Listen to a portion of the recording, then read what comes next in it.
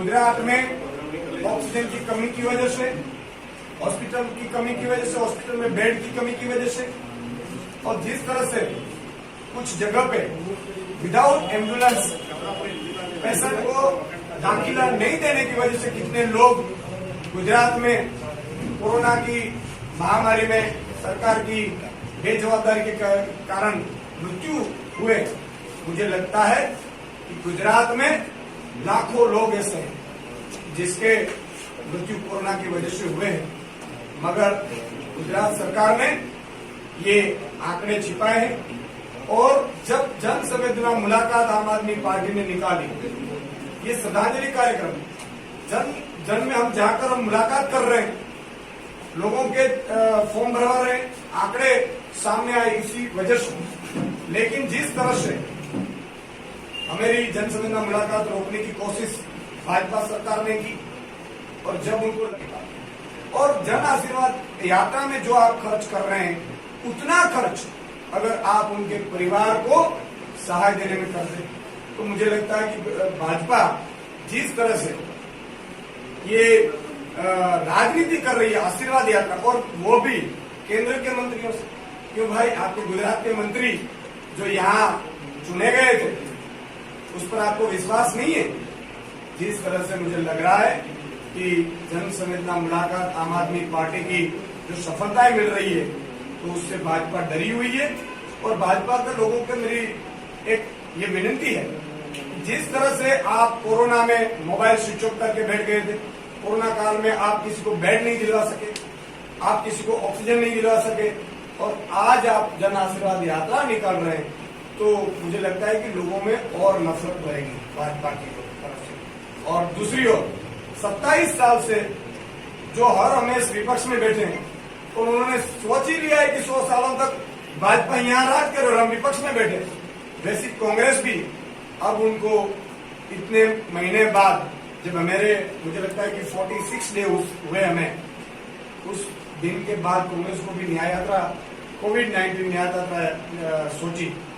मुझे लगता है ये राजनीति है, हम लोग राजनीति करने नहीं बदलने आए थे, पहले मैंने बताया था। और इसी वजह से जब जन संवेदना मुलाकात को समर्थन मिला, तो भाजपा और कांग्रेस को उस मुद्दों पे आना पड़ा है। मुझे लग रहा है कि यही पहली गुजरात की जनता की जीत है। आपने जब ये जो यात्रा निकाली, उसके अंदर जो नंबर्स मिले, जो और जो राज्य सरकार ने, जो उसका डिफरेंस कितना आ रहा है? बहुत डिफरेंट आ रहा है। क्या है बिल्कुल, अभी तो सर्वे चल रहा है, अभी तो हम सभी गांव में पहुंच नहीं पा रहे, लेकिन जिस गांव में गए हैं, कुछ गांव में 150 लोगों की डेथ हुई है, और ऑन रिकॉर्ड पे सिर्फ 2 या 3 बताए गए। तो मुझे लगता है कि भारी मात्रा में डिफरेंट आएगा, और हम डिमांड करेंगे, और हम ये भी आपको ये आश्वासन देते हैं कि अगर गुजरात सरकार ये कोरोना में जो डेथ हुई है, जो हम आंकड़ा दे रहे हैं, उसको सहाय नहीं देगी, तो 2022 में आम आदमी पार्टी उनके परिवारों को सहाय देने की जिम्मेदारी है। अच्छा, महानगर पालिका और जो रूरल का जो है, उसके अंदर क्या है ऐसा? उसका महानगर पालिका हम अभी जा रहे हैं। जिस तरह का इन्होंने विकास का दावा जो रूरल के अंदर जीती आई है, तो उसके अंदर कोई आपने सर्वे किया क्या? विकास तो भाजपा के नेताओं का और भाजपा के कार्यालय का हुआ है, और भाजपा के कॉन्ट्रैक्टरों का हुआ है, बाकी कुछ विकास है नहीं।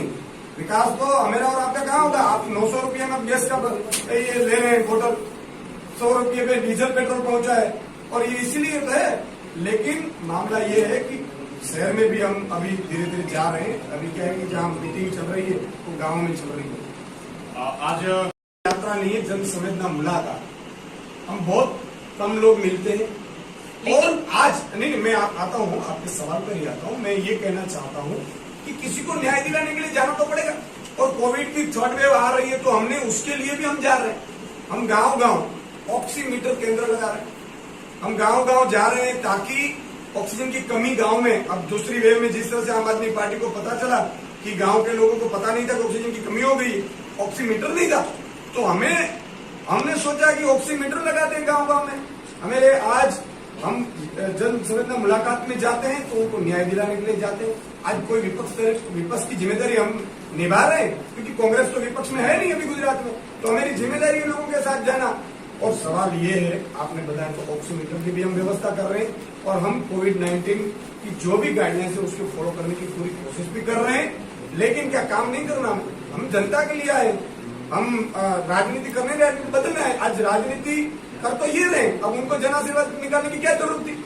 और जन आशीर्वाद करे तो सत्ता में आज हमें दिल्ली में राजनीति है कि आप लोगों के साथ, लोगों की हेल्थ के साथ नहीं, हेल्थ के नहीं, लोगों के आज तो कोरोना इतना है नहीं। कोरोना जब आएगा थर्ड वेव तो हम भी बंद कर देंगे। आज मेरा मानना ये है कि लोगों को न्याय कौन दिलाएगा? आज विपक्ष की जिम्मेदारी है लोगों में घर पे जाना। आज दिल्ली में क्यों जन आशीर्वाद यात्रा नहीं निकाली अरविंद जी ने? क्योंकि उन्होंने पेमेंट दे दिया है, उन्होंने सहाय दे दी है, गुजरात सरकार दे दे। मैं ये बोल रहा हूँ लाख लाख रुपये दे दे, हम कल जन मुलाकात बंद कर देंगे। आज लोगों को न्याय तो दिलाने कि नहीं दिलाने? हम किसके लिए आए?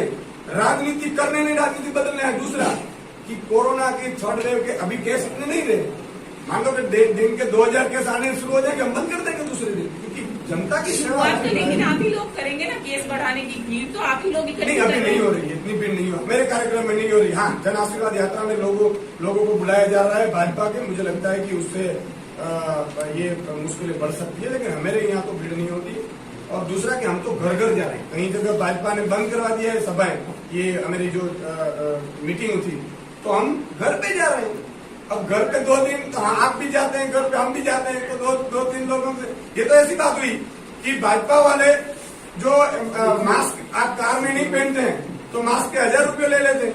अब फैमिली पूरी बैठी है, घर से आई है, तो ये भाजपा की सोच है मुझे लग रहा है। और भाजपा वाले इसी तरह से लूट चलाते हैं। आज मुझे लगता है कि आपको ये भी पूछना चाहिए कि भाजपा को कोरोना में मृत्यु जो डेथ हुई है उसको सहायता देनी चाहिए कि नहीं देनी चाहिए? और भाजपा ने नहीं दिया तो मीडिया को चलानी चाहिए जोर से कि गुजरात में क्यों नहीं दे रहे, और नहीं दे रहे बाद में भी जन आशीर्वाद यात्रा नहीं कर रहे। आप क्या बात कर रहे हैं? ऐसी राजनीति तो मैंने कभी नहीं देखी। ये क्या है? ये राजनीति थोड़ी ना है। मुझे लगता है कि विनाश काल पे विपरीत बुद्धि, ये भाजपा उसी चाल पे चल